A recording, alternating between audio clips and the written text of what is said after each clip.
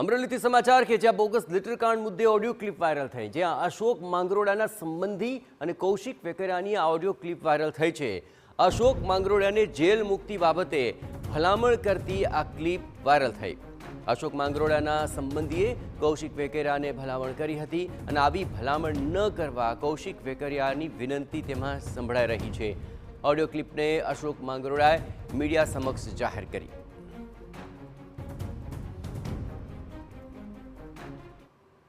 अपने में अशोक भाई जिला सीकर वाला यार नहीं मांगोड़ी से अशोक भाई कलू भाई अंदर का कलोना के वाले पप्पा काल पानी दोस्त है ने वडील आ बार મને ફોન નહીં કરો આ બાર ફોન નહીં કરો કારણ કે આવા લોકો તમે ભલામણ કરો તમને કઈ થાવું ન જોઈએ બોલું સાહેબ તો કલો માલું એમને આવા લોકોની ભલામણ કરો છો તમને ઓલું થાવું ન જોઈએ જેને અમારી પ્રતિષ્ઠા પર ઘા કર્યો હોય અને એવા લોકોને આપણે ભલામણ કરી આપણે છે અંદરથી ઓલું થવું જોઈએ બરોબર તમારી ઘરે કાલ કોઈ દીકરી બેન દીકરી પર કોઈ ઘા કર્યો હોય એની ભલામણ કોઈ કરવા કેવું લાગે